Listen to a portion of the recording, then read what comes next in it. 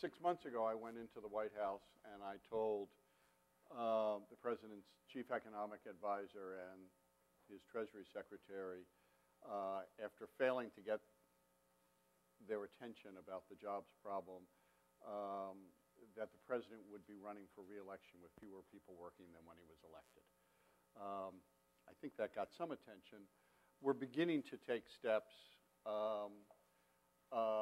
on jobs. I think they're right in principle, in particular, the provision to reduce the payroll tax burden on employers who bring on new net hires. I think it's too small. It needs to be expanded and extended.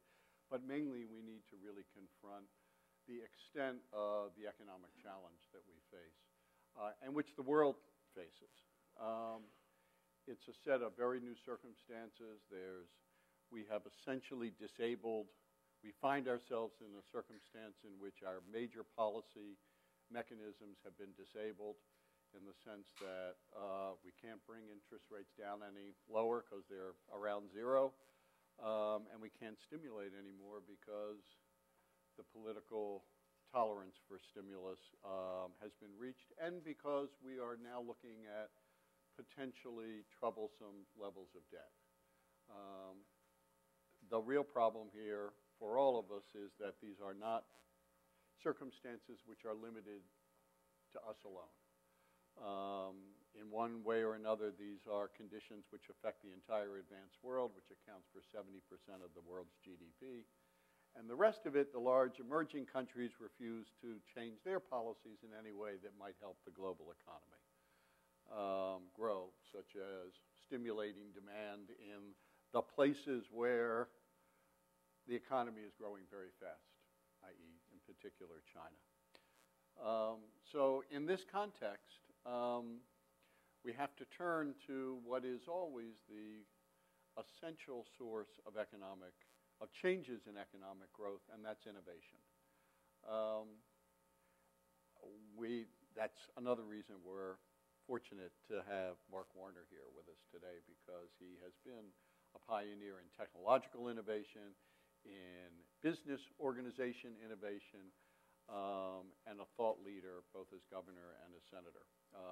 So I know you're looking forward to hearing him tell us how we're going to get out of this as much as I am. Senator Mark Warner. Thank you, Rob. Thank you. Well, thank you, Rob, and thanks, Simon, and all the folks at NDN for this opportunity. I look around the crowd and I see a lot of friends, which says, oh my gosh, I got to change my spiel. Even this morning on some of the financial re-reg stuff. Today is, I was saying to Rob as I came down, if I'm slightly awry today, it may be the single kind of, one of the single highest stress days I've had in this new job. We've got financial re-reg going on, real time in terms of a lot of changes that have to go on. There's been a series of things I've been working on the energy area that are all coming to a potentially positive forefront. A Home Star program around energy retrofits on homes that are moving along. Trying desperately, I know, as Rob has with the administration for some period of time, recognizing this is podcast, I have to say for eternity now, I have to be more polite than usual, to make sure that we've got a meaningful approach on jump-starting small business lending. There's this other issue that has been kicking around. Some of you may have heard about healthcare reform that is challenging as well and coming to a culmination. And just to make kind of matters worse, real time today on the floor of the Senate, there is a important bill, but also a little parochial for all of us who live in the region. There is the age-old FAA authorization, which has the wonderful, for those of us in Northern Virginia and D.C., how many airplanes are going to fly over us going into National each day during, So, to heck with the speech. A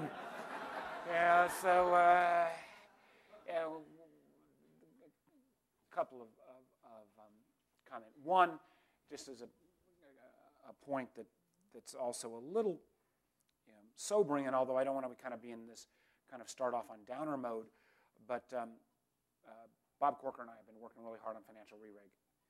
And, I think we've done some pretty solid work, and there's people in the audience who I think have heard every pitch I've made on this. But there was one moment,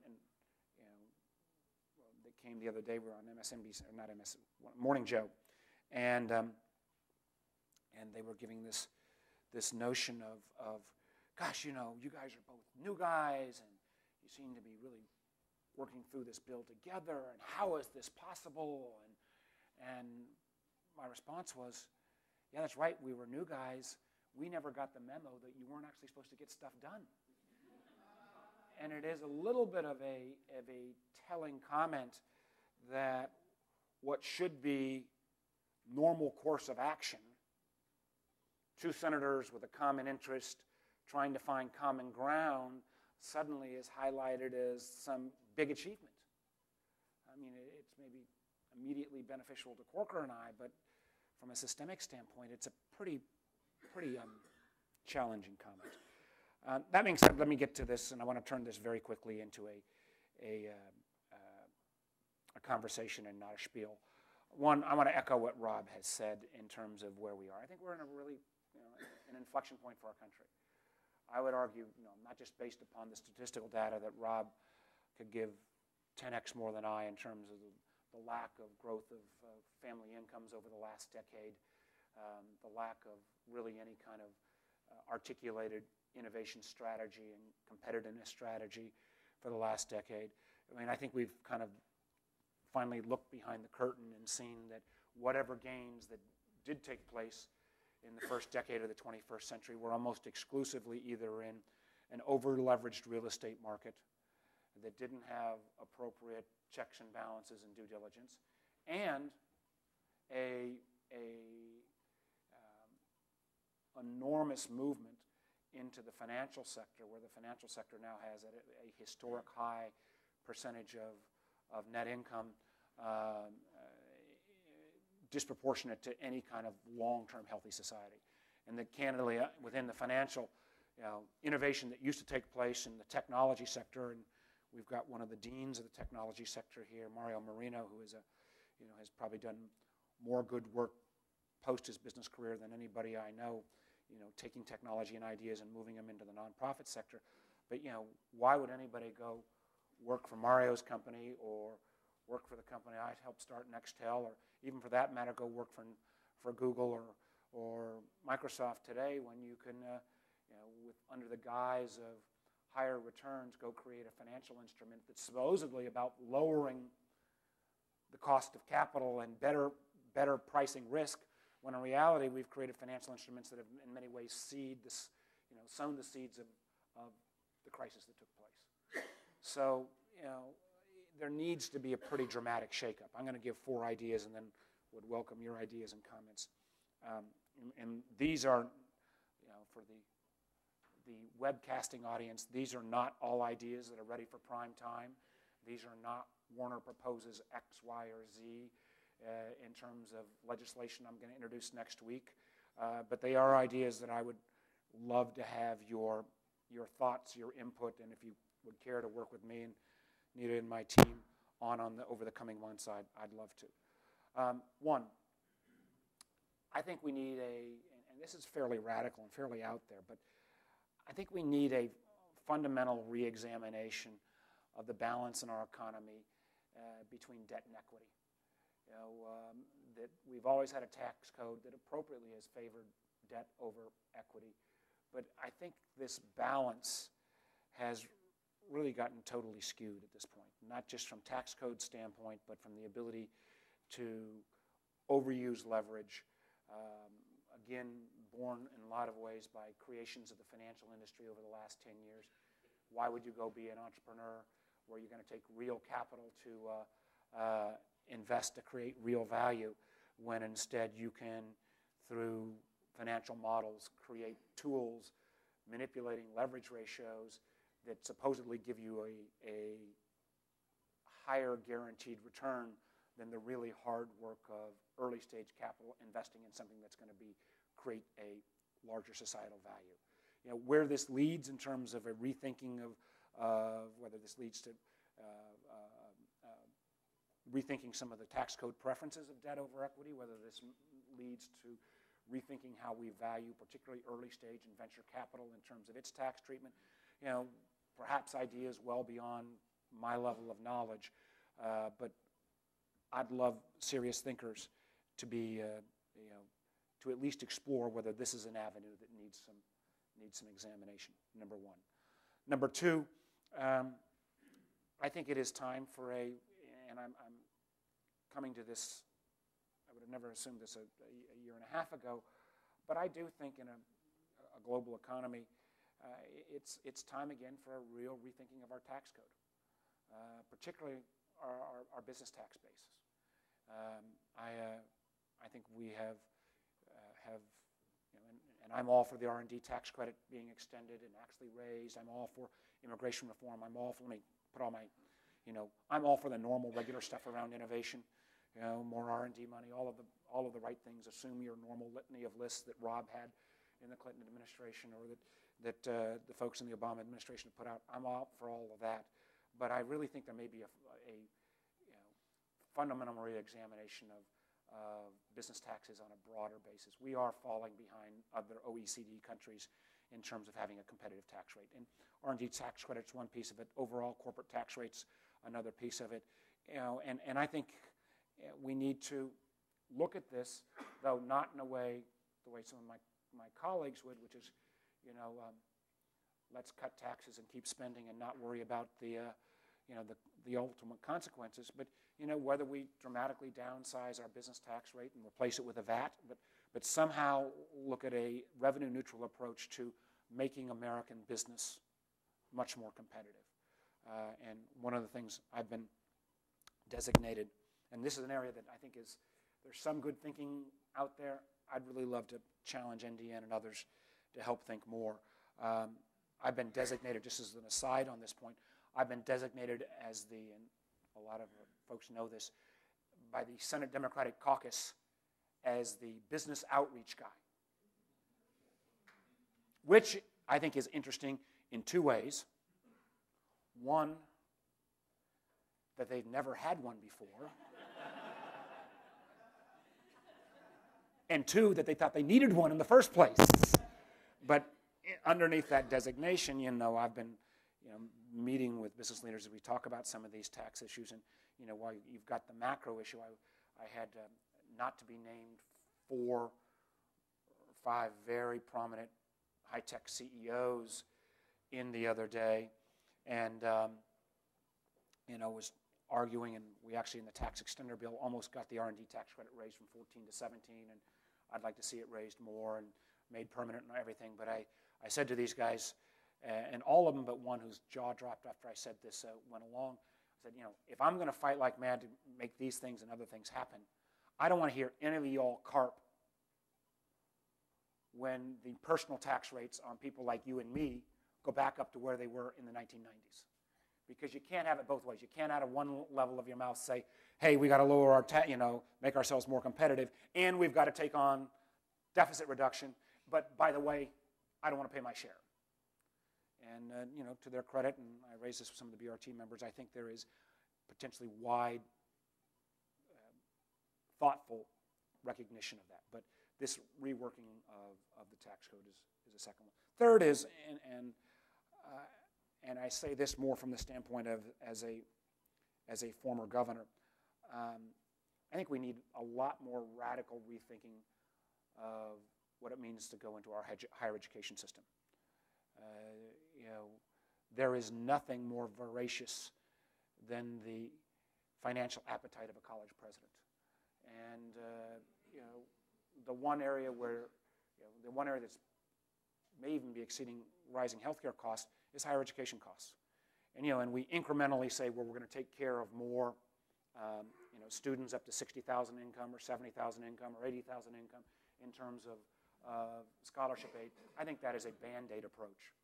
The broad sector of middle America is being priced out of this, and even with you get some relief, it's not enough. And whether this means we start everybody in higher education, even if you're going to Harvard or UVA, the first year or two at a community college, whether we think about a different sense of distance learning, whether we need a more fundamental shakeup on higher education and the transition from high school into higher education than is being talked about today. And this is an area that I've got some specific ideas. Be happy to come back to, because the traditional approach, which we've argued, is let's just reinvest in our higher education learning centers. That has much less appeal today to the broad swath of America than it did in the 90s. You see clusters of excellence being created around higher education institutions where innovation takes place and growth takes place. But for wide swaths of the rest of Middle America, they are feeling totally left out of that. So a rethinking of higher education. And the final point, and this is not a stunner to anybody, but I think the greatest wealth and job creation opportunity in the next 25 years is going to be in the energy space. And that really pains me to say as a former telecom and IT guy, but I think that's the space we need to be, and we are getting our lunch eaten by China, by other countries around the world. And one of the things that just blows my mind is that and I think that let me say that the House version of cap and trade is dead, and I'm not sure that was the right approach to start with, and it needs dramatic reworking. And I give enormous credit to not only John Kerry and Joe Lieberman, but Lindsey Graham in particular for being willing to say status quo won't work. But one of the things that just stuns me is that with the rest of the world realizing that energy generation, distribution, conservation is going to be a place where jobs and wealth are going to be created, and America's falling so far competitively behind, it stuns me that America's two leading business organizations at this point, the Chamber and the National Association of Manufacturers, are basically saying, status quo, status quo, status quo. It would be like in the 80s, and this is heresy, would be like saying, if the Chamber said in the 80s, well, we don't really want to mess with this wireless phone stuff because it might hurt the incumbent wireline companies.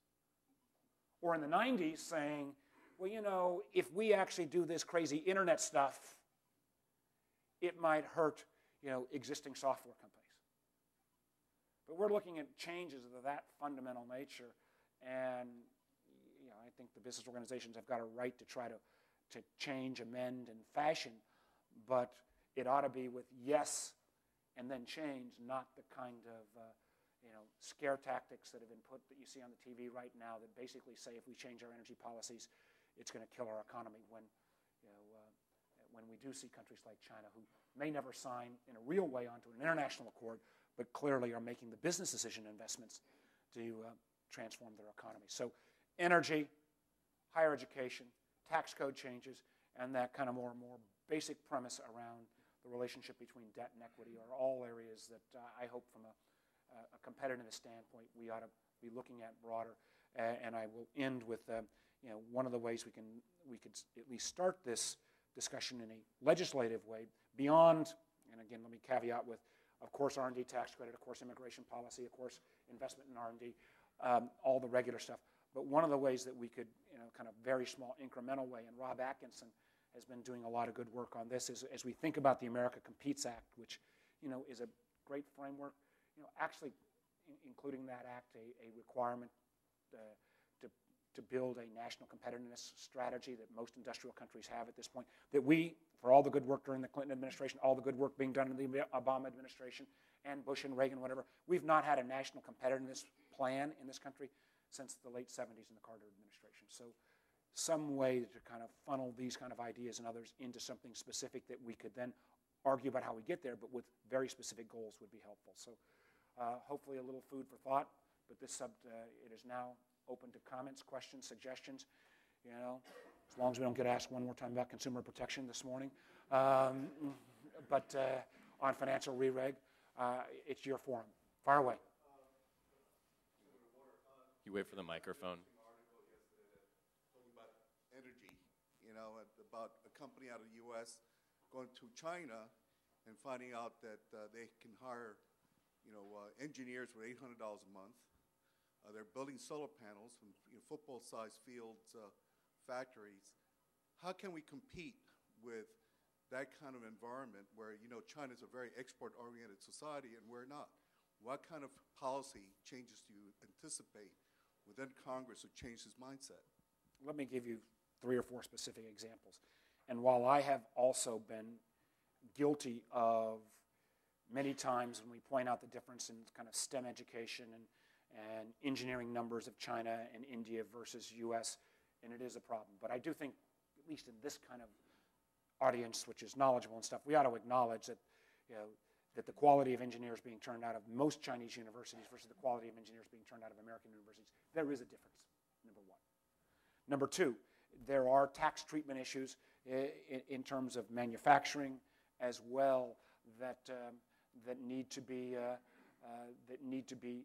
expanded if we're going to look at changing our tax code to make America more competitive from a manufacturing and tax standpoint.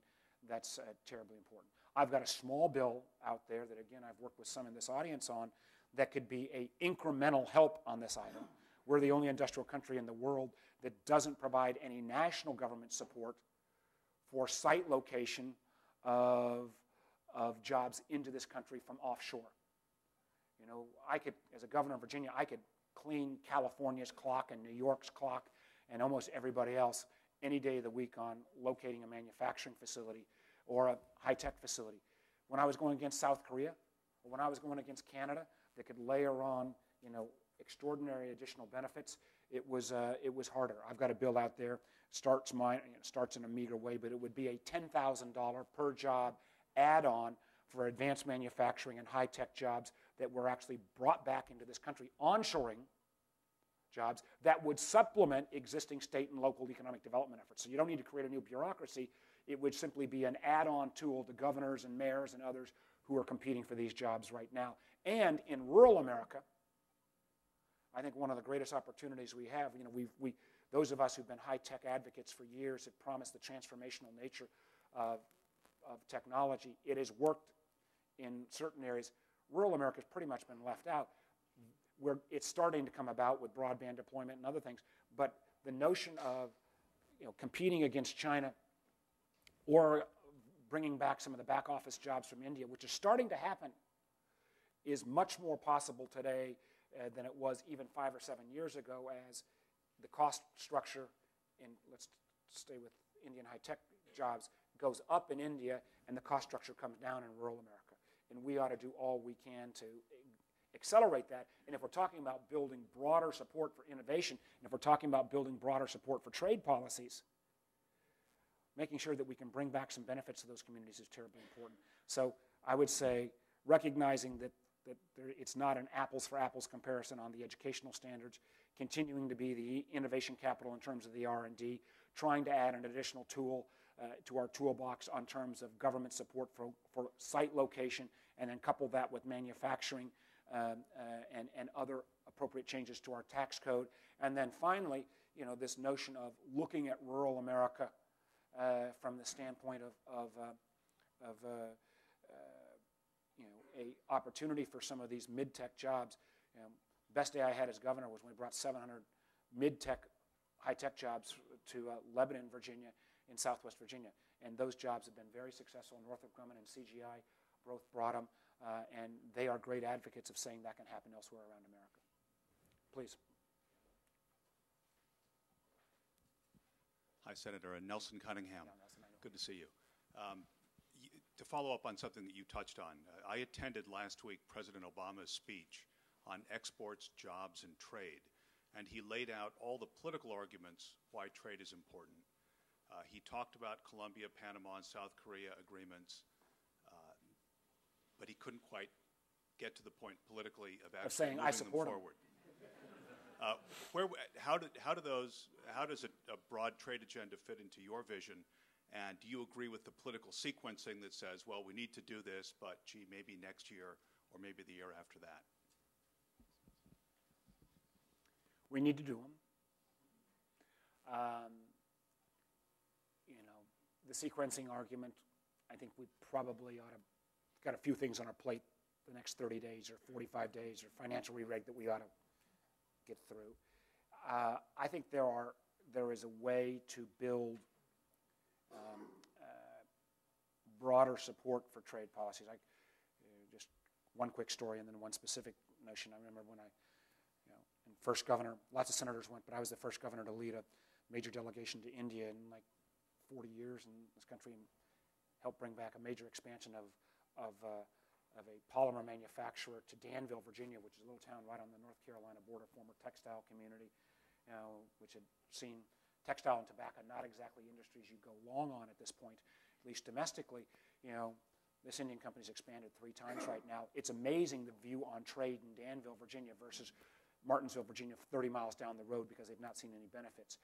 One of the areas that actually Senator Klobuchar from Minnesota has been a real advocate on is how do we take, and this is pennies on the dollar, and dramatically increase the both education and kind of online services that the Commerce Department can provide for small businesses and mid-sized businesses about export opportunities. And she's been a real leader on this. She's got a piece of legislation I'm going to be supporting. But I think showing this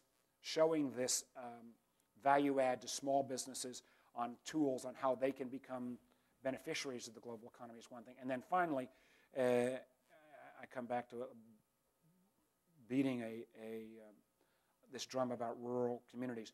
The places where there is the most resistance to trade are rural communities that have been decimated by globalization and seen no benefits. We all sit around here in Greater Washington and say, well, look at all these companies. Well, all the companies come to the major markets. I mean, when I went to India, I said, don't put all your companies in Northern Virginia or New Jersey or California. Look at rural communities. I mean, the Japanese, I think, appropriately for both cost and I think smart politics when we had these arguments about the auto industry 30 years ago, made choices. I think in those of us who encourage more trade and more export opportunities, we need to encourage our international companies who are looking at operating opportunities in America to not just look in the regular suspect places. Please.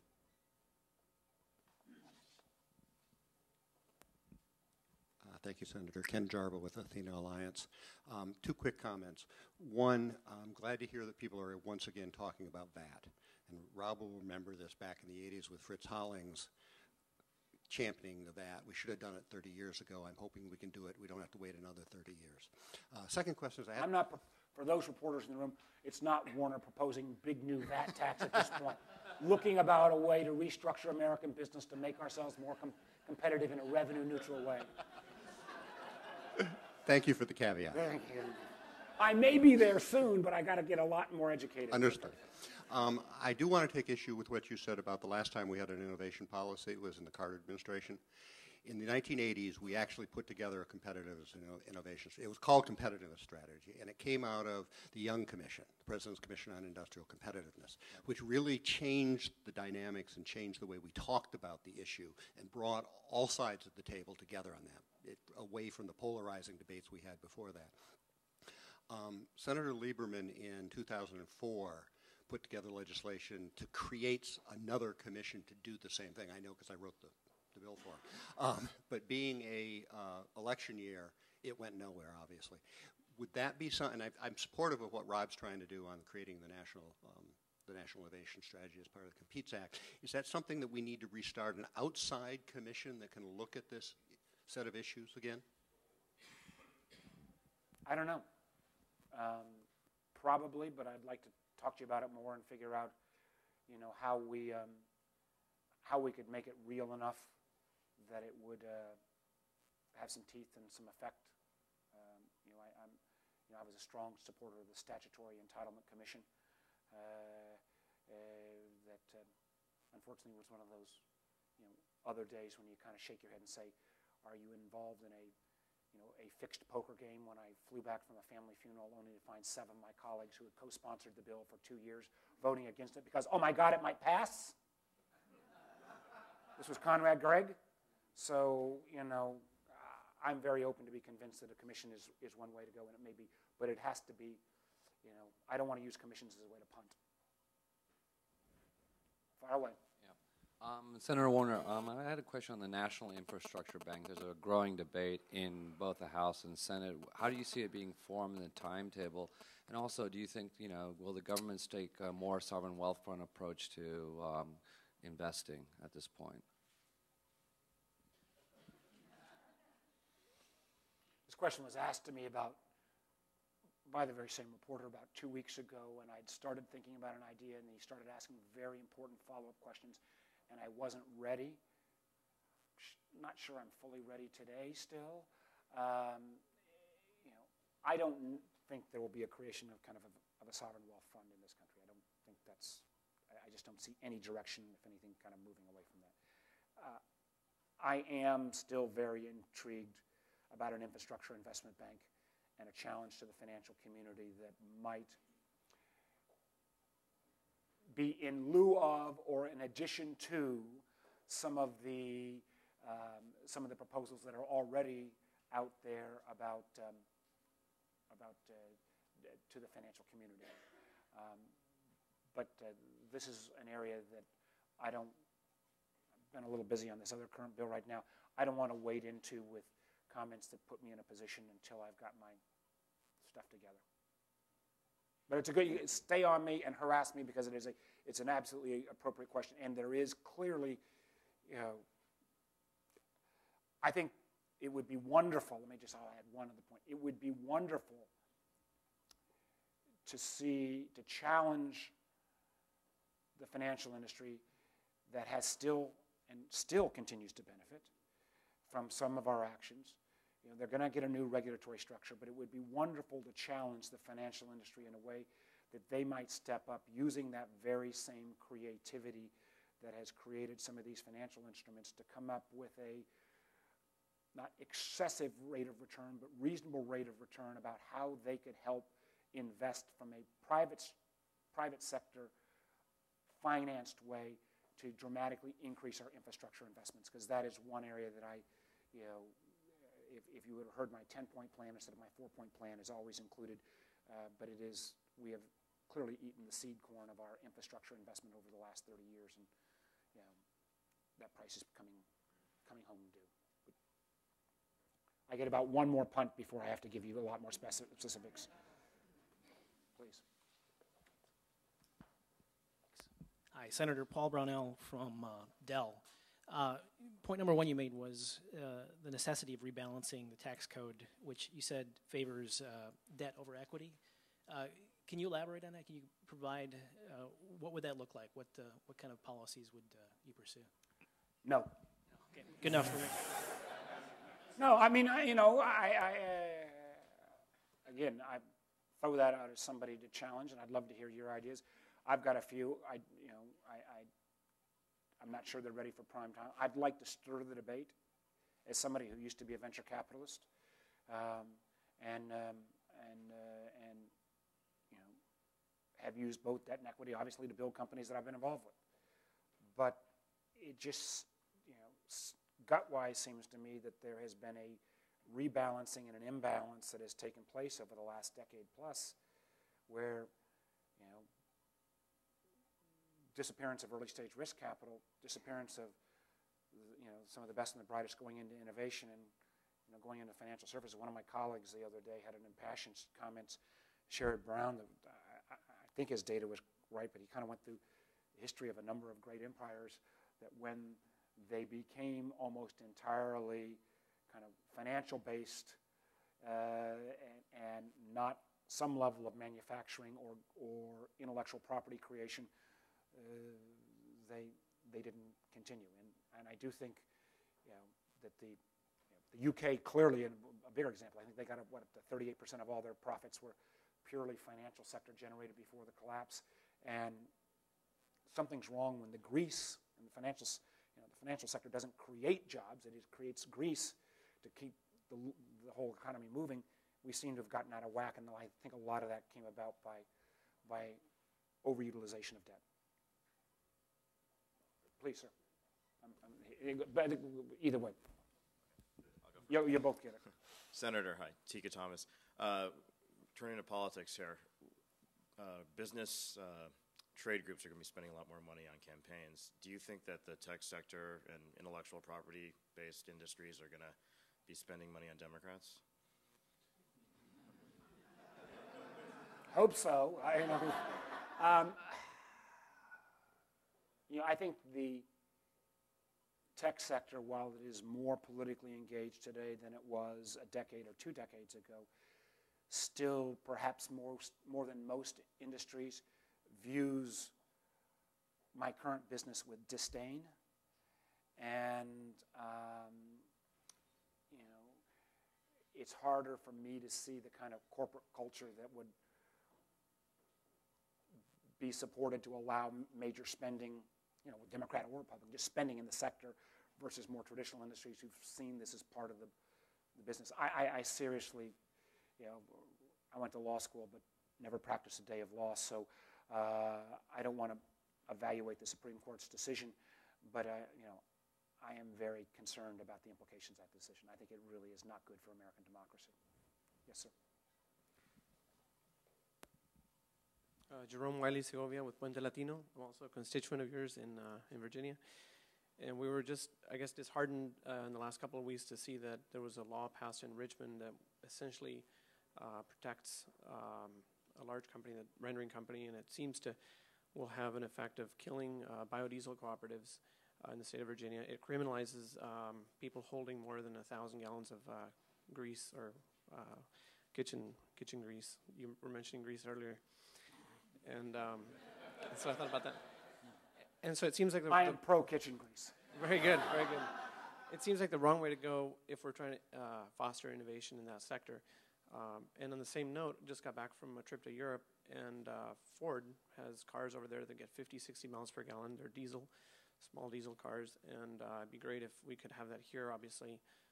So that's another challenging sector because of the way that our car driving culture is. There's some built-in obstacles for people moving over that type of fuel, but maybe you can talk about that a little bit. Well,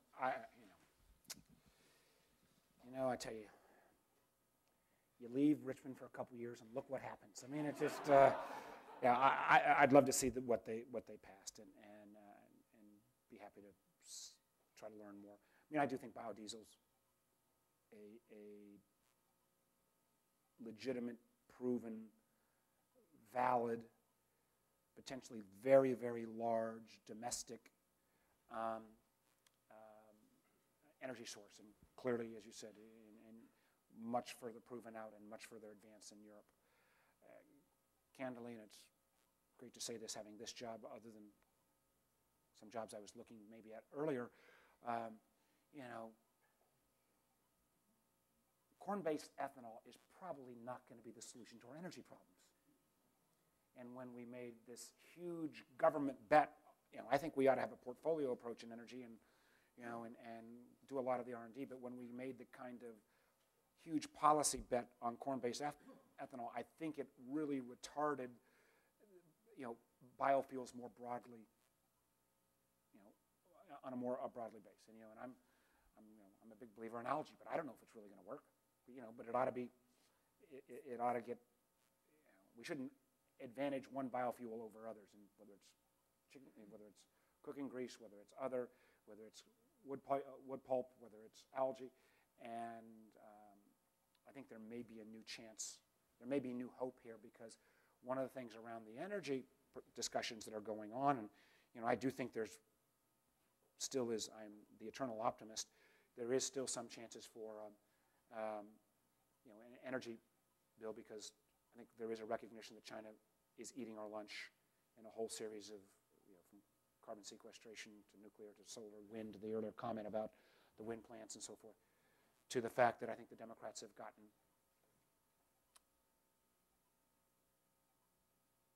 less, let me try to put it more positive.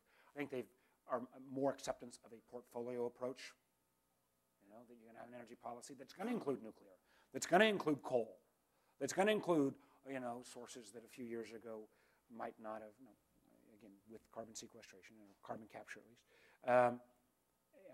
I think the fact of Lindsey Graham's movement has been very significant, and I think the kind of sword of Damocles of the EPA independent actions are all combining to create a window. Whether this all gets squashed because of the other stuff that we're dealing with would be a real unfortunate time. But I think there will be a new day for biofuels, and I hope I can be part of that. I got last question because I got to go back to. So Rob, you pick because I want to make a good politician and make sure I don't. I'd love to answer all your questions, and I would choose any of you. So Rob, you pick whoever you get. So. I'm actually going to. Oh. Use my prerogative, but then I question myself. But I think it's one that everybody will be interested in. You're very involved in financial regulation. This is the next big issue. It's a real test of the political system, having come out of a crisis that nearly crashed the global economy. What are the elements of financial regulation that are fundamentally necessary to avoid a similar crisis in the next couple of years? Good question. And I still remain very, very hopeful that, we can get there, and we can get there in a bipartisan way. And again, I'm going to give appropriate credit to Bob Corker, who took a lot of arrows when he said he was going to keep. He and I have been working together for a year, but when he said he was going to keep working with Chairman Dodd, and we've got a few hiccups, but I'm still very hopeful. I think that the things we need to put in place are four or five areas. One, we need to have a better early warning system for systemically important firms. And that means more real-time data in terms of both from a transparency and from a prudential supervision standpoint of all of transactions almost on a daily basis. And there's some things in the bill. We created a National Finance Institute that's got no press that needs some more vetting, but I think has some good ideas around it. We need to make sure that those systemically important institutions, I don't think we can unscramble the eggs and go back to Glass-Steagall, but I do think that the price of being systemically important has got to be higher capital, convertible debt and equity, a closer look at leverage ratios, trying to make sure that you've in effect got a funeral plan or a dissolution plan in place that has been blessed by the regulator, so you don't come in as, I can assure you, institutions did in the last crisis and say, hey, tough, we're too big and complicated to be unwound, kind of in effect and up yours to the system and to the taxpayer.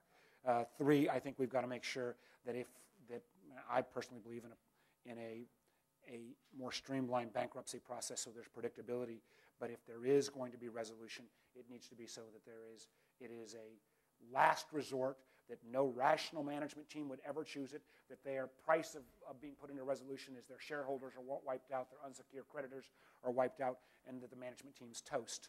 And that resolution process should be borne by, cost of that should be borne by industry and not by American taxpayers.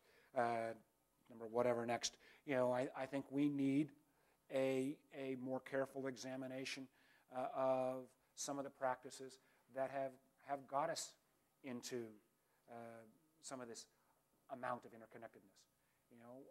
I think we need more look at proprietary trading and hedge funds and private equity within some of our large institutions, but I don't think we can assume that just because those things are happening that means that necessarily leads to a ban. I think we should go with extra scrutiny, but not a preconceived idea of what the outcome of that extra scrutiny will lead us to. I do think we need, and this is an area that hasn't gotten a lot of attention yet, and I am not, again, high enough on the learning curve to make a pronouncement, but the dramatic increase in high-frequency trading and co-location and variations on flash trading and so forth. I mean, it just seems like there's too much of a rush to that sector and the percentage of transactions that are taking place in that sector now. I don't know if anything going wrong there, but it's just got a bad smell, and it sure as heck needs some additional scrutiny. And yes, we need enhanced consumer protection so that I know. But I do think we need an enhanced consumer protection that puts in place an approach that says the consumer protection and consumer rules will have predictability. You've got to have a way to balance that with the safety and soundness arguments in a way that you don't get contradictory advice if you're a financial institution with one regulator telling you something on Monday and another on Thursday. But we ought to have this enhanced consumer protection with clarity that's based on financial product, that's not based upon the charter of the institution that's issuing the product. And I remain very, very hopeful that we will get there, and this is, if not, it would be an embarrassment. 18 months after the meltdown, if we can't put new financial rules of the road in place, and frankly, I know the industry gets bashed a lot. There are some folks who have perhaps been a little unreasonable, but I think a lot of folks in the industry on this one, really do know that reform is coming, as opposed to perhaps some in the healthcare industry who say they're for reform, but not really. In this area, I think everybody knows the current rules of the road have to change. My thanks to all of you. Let's get it done.